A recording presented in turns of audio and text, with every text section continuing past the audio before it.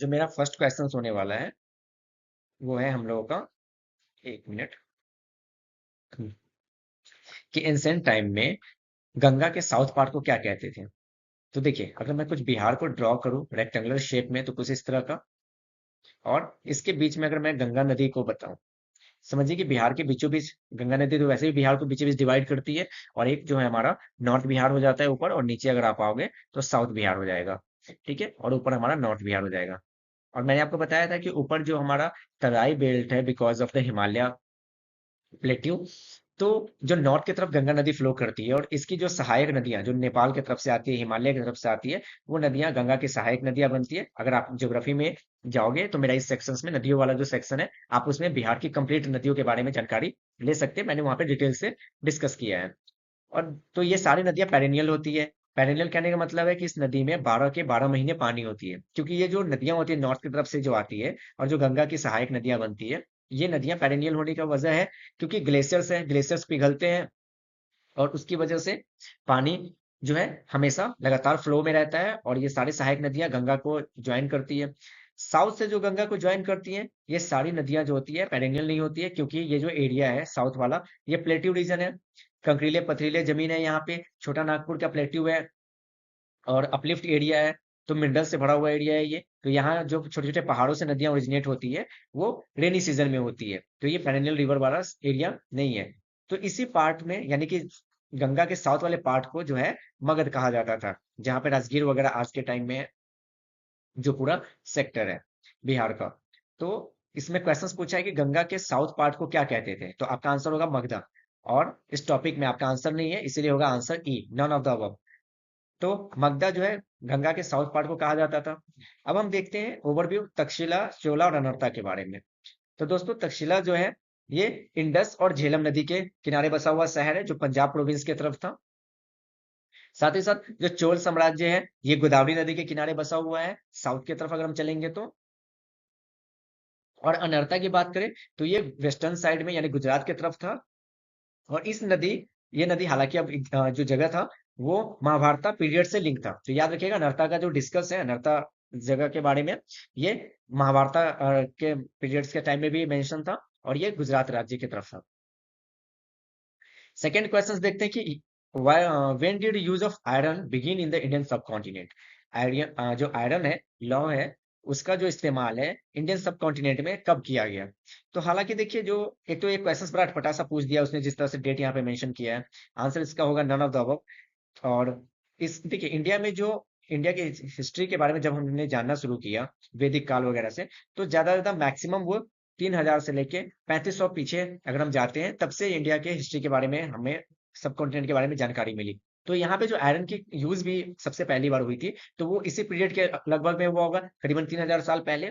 ठीक है, तो इस तरह से ये क्वेश्चन पता नहीं क्यों ऐसे उठा के पूछ देते बीपीएससी, आई डोंट नो। तो इसका जो आंसर होगा वो नन ऑफ द अबव होगा। अब एक क्वेश्चन है आपका कि जो सुदर्शन लेक है, ठीक है, ये एक आर्टिफिशियल रिजर्वायर था, और इसको सेकेंड सेंचुरी के टाइम में किसने रिपेयर करवाया था।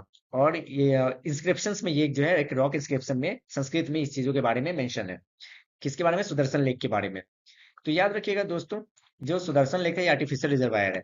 अब देखिए, यूपीएससी ने शायद 2020 से 21 में क्वेश्चंस को कुछ इस तरह से पूछा था कि which among the following is the artificial reservoir, artificial lake, और इसमें सुदर्शन लेक का ऑप्शन था। तो यूपीएससी ने लगता है वहीं का क्वेश्चंस को उठा के इंटरप्रेट करके और एक नया क्वेश्चन फ्रेम करके हमें दे दिया है। तो इसका आंसर होगा आपको रुद्रमान। ठीक है, रुद्रमान, याद रखिएगा सका वंश का रूलर था, है ना, ये सका साम्राज्य का था। और इसकी जो लड़ाई सतवाना डायनेस्टी से हुई थी, तो जब हम एक टॉपिक करेंगे साउथ के ऊपर, उसमें मैं इसमें कंप्लीट आपको डिस्कस करके बताऊंगा रुद्रमान के बारे में। इतना याद रखिए, सका डायनेस्टी का था, और ये सतवाना डायनेस्टी से इसका इसकी जो है बैटल हुई थी।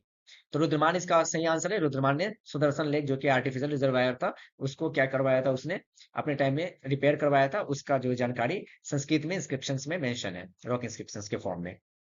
अब पूछ रहा है temple of Deoghar. Deoghar temple क्या है, झांसी में। और जो स्कल्पचर है ना, टेम्पल में, और किस टेम्पल में, तो इलाहाबाद के नीचे जो गढ़वा रीजन है, वहां पे जो एक मंदिर है उसका जो स्कल्पचर है। और झांसी में जो देवघर टेम्पल है, इसकी जानकारी, है ना, की जो इंपॉर्टेंट जो इसका रिमेन्स है वो किस आर्ट से रिलेटेड है, तो याद रखिएगा गुप्ता आर्ट।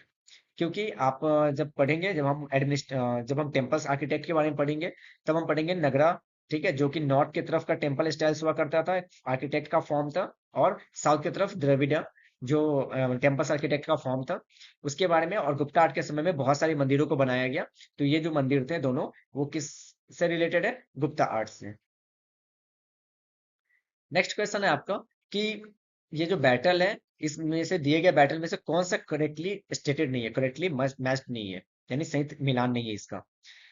तो देखते हैं आंसर क्या होगा इसका। तो लिखा हुआ आंसर में कि पहला जो बैटल था पानीपत का, यानी पानीपत की जो पहली लड़ाई थी वो बाबर और इब्राहिम लोधी के बीच में हुआ था। तो करेक्ट है आपको, 1526 में बाबर का भारत में आना, और सबसे पहले इब्राहिम लोधी के साथ लड़ाई करते हैं। और बाबर के आने के साथ साथ ही, ठीक है, इंडिया में जो है मुगल डायनेस्टी की शुरुआत होती है ना। बाबर आता है, इब्राहिम लोधी से लड़ता है और मुगल डायनेस्टी की स्थापना करता है। मुगल का एंट्री पॉइंट है, कौन था फर्स्ट बैटल ऑफ पानीपत। और इसी दौरान क्या हुआ था, दिल्ली सल्तनत का पतन होता है और मुगल साम्राज्य का जन्म होता है। सेकेंड बैटल ऑफ पानीपत क्या टीपू सुल्तान और मराठा के बीच में हुई थी, तो बिल्कुल गलत है। सेकेंड बैटल ऑफ पानीपत किसके बीच में हुआ था दोस्तों, हेमू के बीच में। और आपको अकबर नहीं होगा, याद रखिएगा, क्योंकि बहुत सारे क्वेश्चंस एग्जाम में क्वेश्चंस अकबर भी आते हैं, लेकिन अगर कोई और ऑप्शन हो तो आप मैच कर सकते हैं। लेकिन अकबर उस समय छोटे थे, और अकबर की तरफ से बैरम खान जो है नेतृत्व कर रहे थे, अकबर की तरफ से बैरम खान लड़ रहे थे, और हेमू के बीच की ये लड़ाई थी, सेकेंड बैटल ऑफ पानीपत। तो हेमू और क्या होगा, बैरम खान। और तीसरा जो है बैटल ऑफ हल्दीघाटी, बहुत ही पॉपुलर, महाराणा प्रताप अकबर के बीच में हुआ था, बिल्कुल सही है। यानी कि हमारा जो सेकेंड बी आंसर है करेक्टली मैच्ड नहीं है। अगला देखते हैं हम क्वेश्चंस। दिल्ली सल्तनत के टाइम में और मुगल्स के टाइम में, मैंने आपको पहले ही बताया था कि जब हम एक चैप्टर्स करेंगे मिडिवल के टाइम में, मैं आपको एक, जिस तरह से लास्ट क्लासेस में मैंने आपको देखा कि सारे एंसेंट अथर्स जो होते थे उनसे रिलेटेड जो बुक्स थी, उसका मैंने आपको एक इस यहाँ पे जो टॉपिक प्रोवाइड कर दिया था, एक आपको फ्लो चार्ट दे दिया था, जिसमें मैंने बताया था कि अगर आप ये अथर और उससे रिलेटेड बुक्स कर लेंगे तो UPSC multiple time of questions पूछता है रिलेटेड ऑथर के बारे में।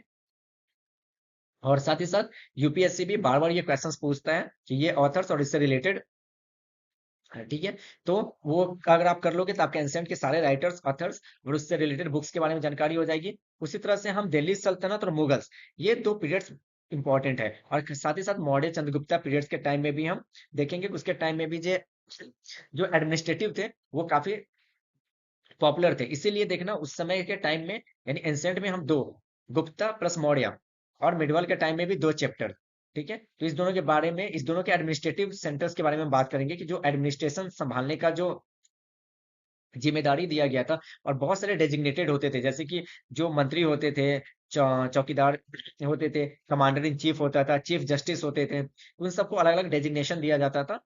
तो उस डेजिग्नेशन के बारे में बात करेंगे, क्योंकि ये बार बार क्वेश्चन आता है। और साथ ही साथ हम बुक्स के बारे में बात करेंगे, मिडिवल टाइम में दिल्ली सल्तनत और मुगल, इस दोनों के समय में बहुत सारे ऐसे बुक्स लिखे गए जो कि अरबी भाषा ज्यादा प्रयोग किया गया है, यानी कि अरबी लैंग्वेज से था। तो उस अरबी लैंग्वेज का इस्तेमाल, ठीक है, जैसे आईने अकबरी हो गया, इस तरह से, इस तरह के शब्द का इस्तेमाल, और इससे रिलेटेड राइटर्स के बारे में भी मैं एक फ्लो चार्ट दे दूंगा, ताकि आपका कंप्लीट एक कवरेज हो जाए, कंप्लीट आपको आइडियाज लग जाए, और उसके बाद आप कोई भी मिस्टेक्स नहीं करोगे।